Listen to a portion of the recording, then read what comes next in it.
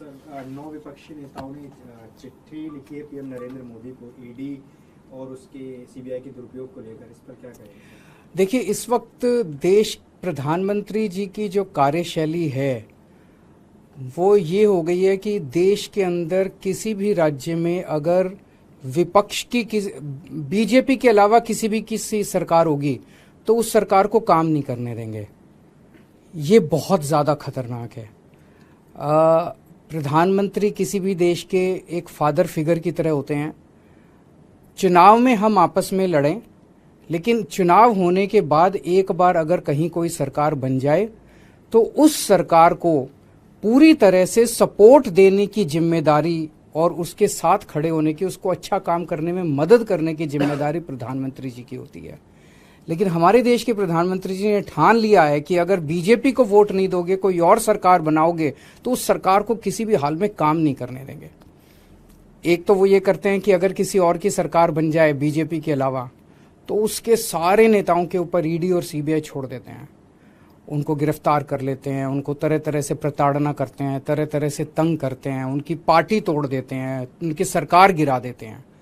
पूरे देश में कई जगह ये देखने को मिला, गोवा में देखने को मिला, महाराष्ट्र में देखने को मिला, कर्नाटक में देखने को मिला। एक के बाद एक राज्य के अंदर जहां नॉन बीजेपी गवर्नमेंट बनती है वहां पे ईडी और सीबीआई को छोड़ के और उनको गिरा दिया जाता है। ईडी और सीबीआई को छोड़ते हैं, नेताओं को डराते हैं। अगर नेता बीजेपी में आ जाए तो सारे मामले बंद हो जाते हैं। हेमंत बिश्व शर्मा, जो इनके ऊपर पहले सीबीआई और ईडी के इतने मामले थे, शारदा कांड था शायद उनका, उसके अंदर वो फंसे और जैसे ही वो बीजेपी में आ गए सारे मामले खत्म। तो या तो वो पहले निर्दोष थे और या दोषी तो थे लेकिन बीजेपी में आ गए तो सारे मामले खत्म।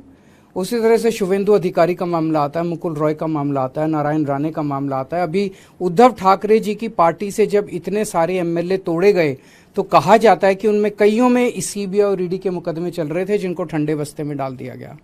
तो सीबीआई और ईडी का इस्तेमाल भ्रष्टाचार के खिलाफ के लिए नहीं कर रहे, सीबीआई और ईडी का इस्तेमाल कर रहे हैं चुनी हुई सरकारों को गिराने के लिए और दूसरी विपक्षी पार्टियों को तोड़ने के लिए। दिल्ली के अंदर जिस तरह से इन्होंने मनीष सिसोदिया जी और सत्येंद्र जैन जी को गिरफ्तार किया, दोनों के पास शुरू में इन्होंने बहुत लोग भेजे कि केजरीवाल का साथ छोड़ दो और आप भारतीय जनता पार्टी के अंदर आ जाओ। केजरीवाल आज अगर वो दोनों मेरा साथ छोड़ के और बीजेपी में चले जाते तो आज वो जेल में नहीं होते, उनके ऊपर किसी तरह के मुकदमे नहीं होते। तो जाहिर तौर पे उनके ऊपर जितने मुकदमे हैं सारे झूठे हैं, लेकिन वो भी डटे हुए हैं। तो ईडी और सीबीआई का इस्तेमाल केवल और केवल विपक्ष को तोड़ने के लिए और बीजेपी की जबरदस्ती सरकार बनाने के लिए किया जा रहा है। दूसरी तरफ गवर्नर्स का इस्तेमाल किया जा रहा है।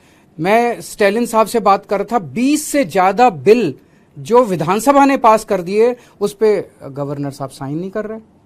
केसीआर साहब ने अभी कल सुप्रीम कोर्ट में केस किया है कि हमारे बहुत सारे बिल गवर्नर लेके बैठे हैं, उस पे साइन नहीं कर रहे। पिनरई विजयन साहब के कई सारे वाइस चांसलर्स की नियुक्ति उन्होंने रद्द कर दी। ऐसे चुनी हुई सरकारें कैसे? ममता दीदी परेशान है, नीतीश कुमार जी से मैं बात कर रहा था, वो परेशान है। दिल्ली के लेफ्टिनेंट गवर्नर समझते हैं कि सुप्रीम कोर्ट और संविधान को वो मानते ही नहीं है, वो खुलेआम कहते घूम रहे हैं कि मैं सुप्रीम कोर्ट और संविधान। ऐसे देश कैसे चलेगा? तो अगर देश का प्रधानमंत्री नॉन बीजेपी सरकारों को काम नहीं करने देगा और अवरोध रोज पैदा करेंगे देश के प्रधानमंत्री, तो इस तरह से तो देश के लिए बहुत खतरनाक स्थिति है।